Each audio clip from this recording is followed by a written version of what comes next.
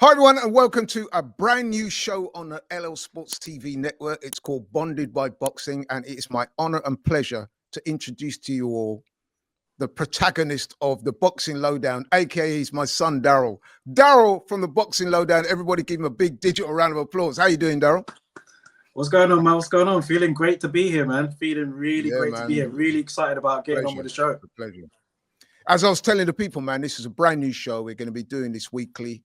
And what we're going to be doing on the show is looking at all the major stories in boxing. We'll be covering, reviewing and previewing some of the biggest fights taking place in the boxing world. And I hope you're all going to like it. Going to have Daryl on. We're also going to have other special guests. But this week, of course, Daryl's here joining me in the house. And let's get to it, man. Let's get to it because there was a lot of big fights taking place over the weekend. You had the big show in London, the Magnificent Seven at the OVO Arena, headlined by Denzel Bentley and Brad Pauls. There's some excellent fights on the undercard there. You also had the big show in Puerto Rico, Liam Parrow defending his IBF lightweight title against Richardson Hitchens. You also had another show in Phoenix, Arizona. That was Emmanuel Navarrete defending his WBO junior lightweight title against Oscar Valdez. But let's start in London, nice and close to home. The show that took place on Saturday, Denzel Bentley, he headlined the show, good points win against Brad Pauls. Now, Denzel Bentley, in winning the title, I think he's a three-time British champion now, isn't he? And European champion. Yeah. So, yeah, what did you think of that fight, Daryl? Yeah, great performance from Denzel Bentley, man. Shout out to Brad Pauls. He's a stable mate of my good friend Linus, who I saw was there in the corner, supporting his boy. But, yeah, was really looking forward to the... Yeah. Nuki Bomber, man. But listen, he put up a great performance on Saturday night.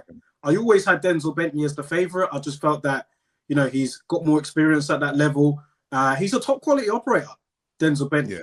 And I think that his position, is warranted in terms of where he stands amongst the boxing rankings right now. So, yeah, I always had Denzel Bentley as the favorite going in.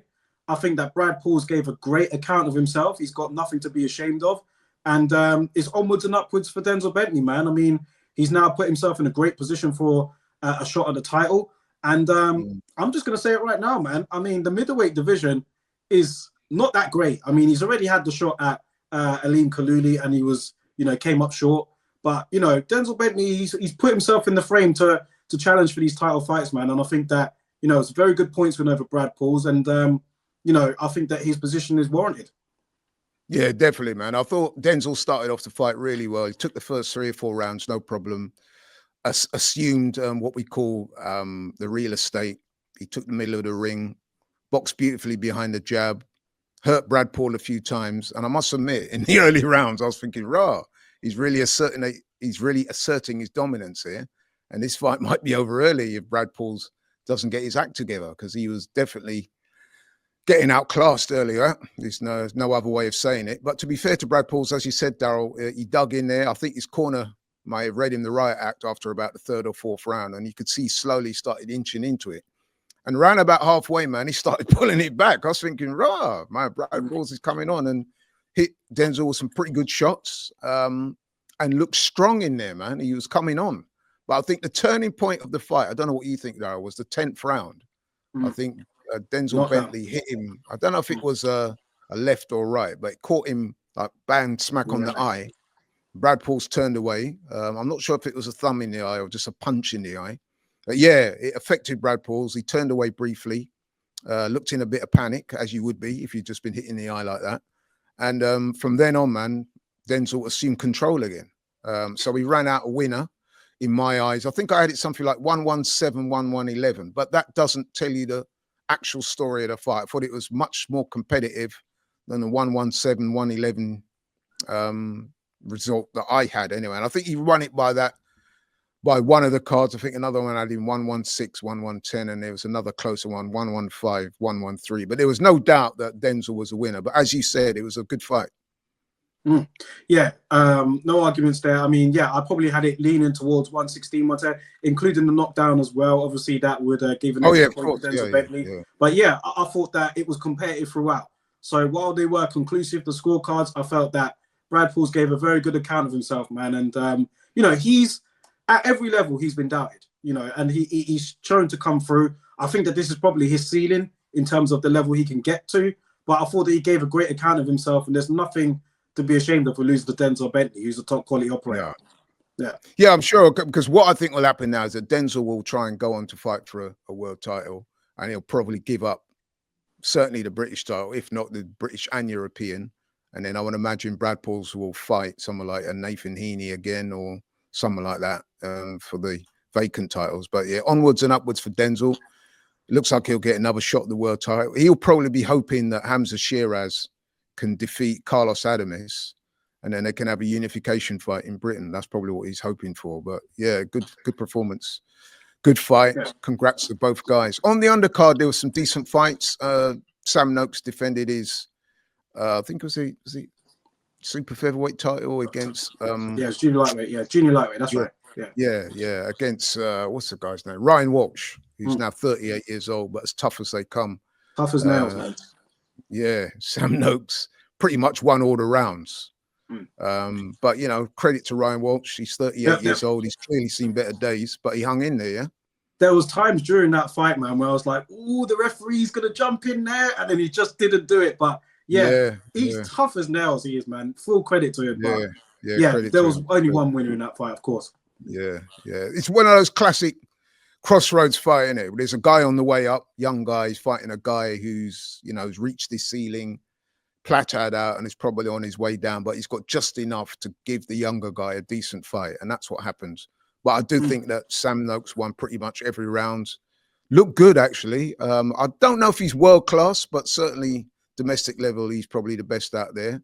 And they'll probably try and go on for a European title next. You know what I mean? That's the next logical step. Yeah, see where you are at European level, and then, you know, then progress naturally to the world stage if you can get that far. But it'll be difficult for me, Yeah, I would have thought so. Yeah, and then the heavyweights, man, they stole the undercard in my view. I got to ask you, man, the heavyweights. Both David Adeleye with his first round knockout out Solomon Dakers, and of course our boy Lawrence. I call him Too Much Sauce Okolie. Literally, boy, yeah, literally, because the way he come out, man, I was like, when I looked at the weigh-in and I saw him there, I was like, "Rah, come on, bro." I think I sent you a text, innit? And I said, I'm not sure if he's taking his heavyweight career seriously, because he looks so overweight. I mean, seriously, man, like that midriff that he had there, man, he looked like he was carrying a baby or something. You know what I mean? So it looked like it, but I'll tell you what, the power's still there, man. As we saw, that was a devastating one-punch knockout from Okolie, man. But I know he's got a restaurant out there in Dubai, and maybe he's feasting on some of the food. Maybe he's feasting on too much of the food out there, because he looked overweight for sure. Yeah, you make an excellent point there, man. I mean, I know, having been to Dubai myself, I know the food is good out there. So clearly, as soon as the man leaves the gym, man, he's been checking out some of the restaurants out. And if he's got his own one, he's probably spending a bit too much time in there. But fair play to him, man. That I mean, let's be honest, the opponent, Hussein Mohammed, I think his name was. I've never heard of him before. Probably will never hear of him again. He went for it.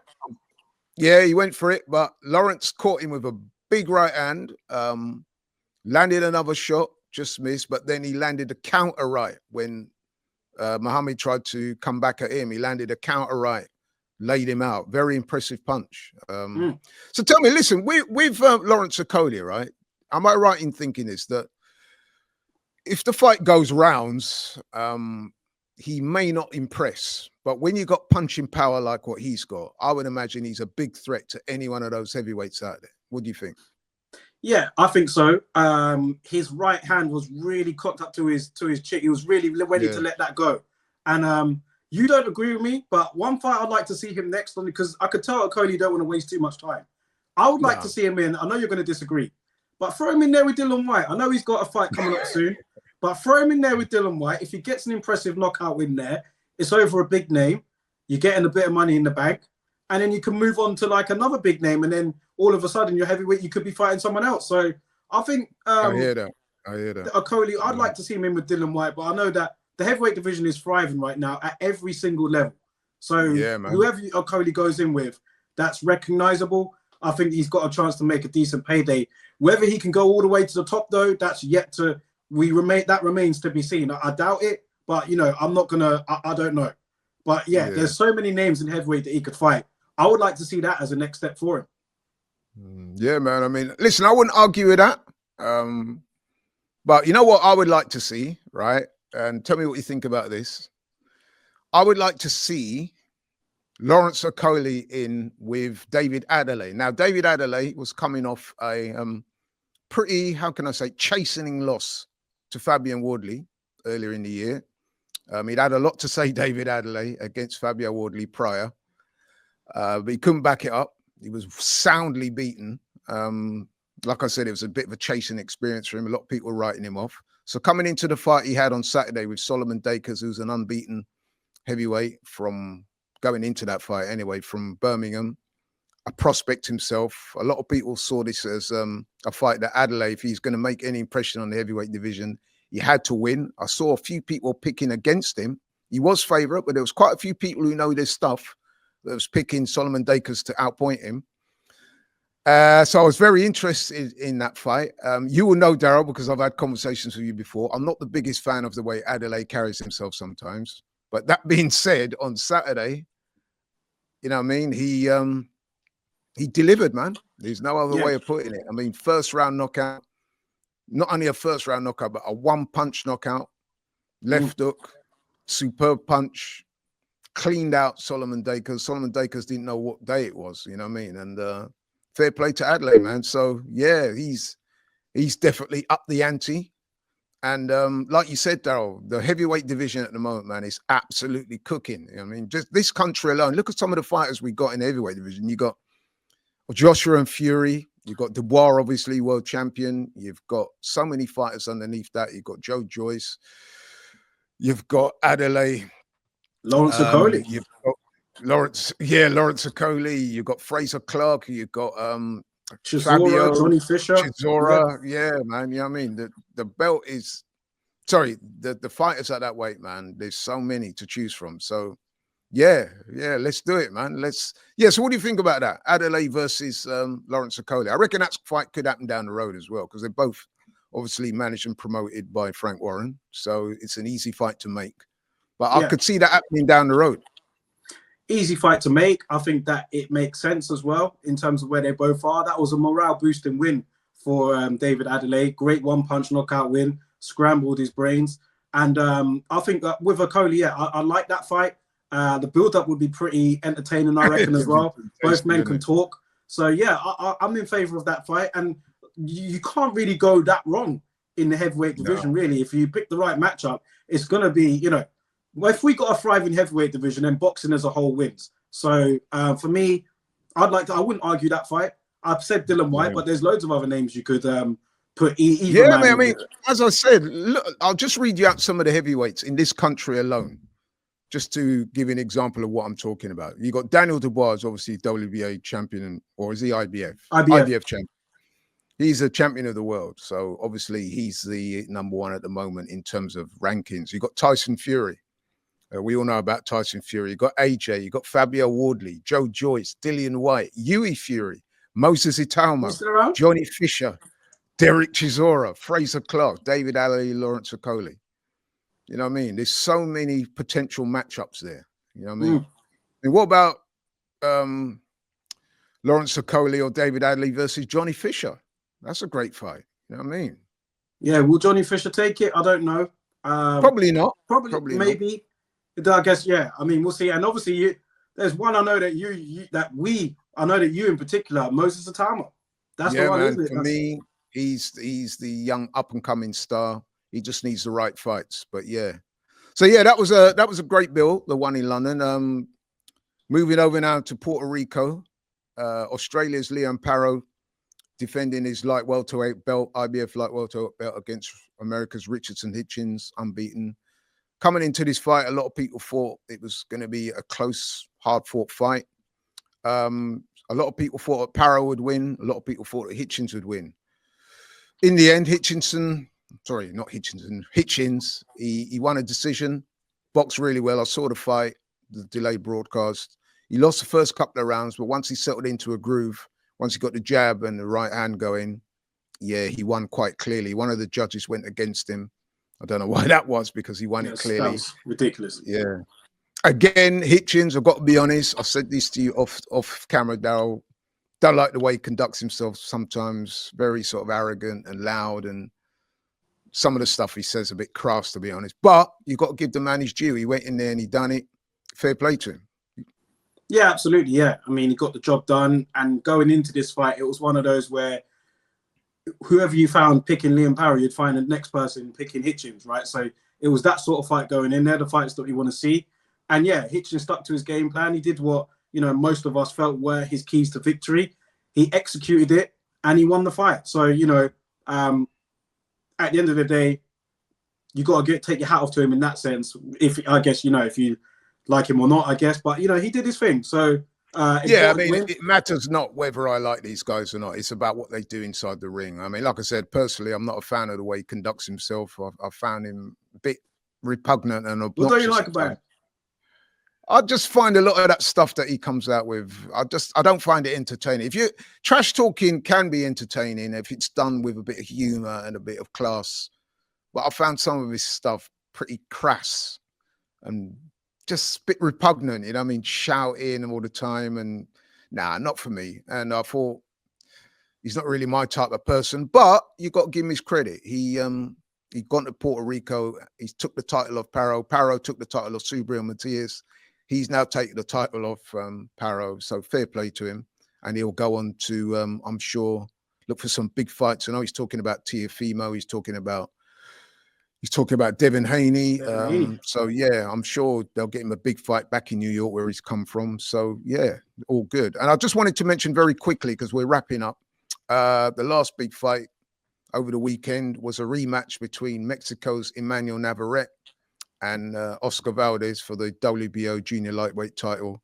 Beautiful body shot. Yeah, Navarrete beat him on points. This time he stopped him inside, 6 rounds, I think it was. Mm-hmm. Body shot, knocked him out. I predicted that Navarrete would win this fight. I think Oscar Valdez has seen better days. And again, it's one of those fights, man, where a guy that's been around a long time, had a lot of hard fights, just come up against somebody that was too big, too strong, too good. Absolutely beautiful body shot, man. I love body shot endings, just on a personal level. But yeah, I think you summed it up perfectly there. Too much for Oscar Valdez at this stage. Seen better days. He's had a great career. Obviously, there are some, you could put an asterisk next to that as well when I say that, due to him failing the drugs test. But yeah, Oscar Valdez is a top quality fighter. But yeah, he was in over his head. It was never in doubt for me how this fight was going to go in terms of who would win. Maybe that ending may not have been as conclusive as I thought, but yeah, it was he carried it out brilliantly. It was a beautiful body shot. Beautiful. Definitely.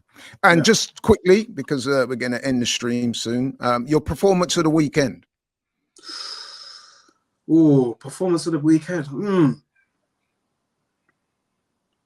Maybe Hitchens, because I think going into that fight was a real pick 'em.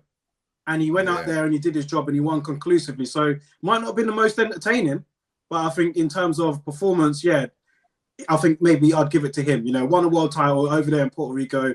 Yeah, I'll give it to him. Yeah, I agree. In an effort to show how unbiased I am, I'm going to go for Hitchens. As I said, I'm on the record as saying I don't like the way he conducts himself. However, I thought it was an excellent performance to go to Puerto Rico, his first world title fight, up against a guy that was in good form, Liam Paro. And so to go there and relieve him of the belt, it wasn't the most exciting of fights. It certainly wasn't as good as some of the ones that happened back in Britain, namely the Denzel Bentley and the Brad Pauls fight. But I think when you consider his achievement, what he's done, you've got to give it to him. So well done to Richardson Hitchens. So yeah, well done. He gets the performance of the week. And well done to you, Daryl, for coming on the show today. Thank you so much. This was episode 1 of Bonded by Boxing. I hope all the people out there liked it. We'll be doing shows every week. And if it's your first time here, please like, share, and subscribe. Take care to everybody. Thank you so much, Daryl, once again. And we are out. We'll see you soon.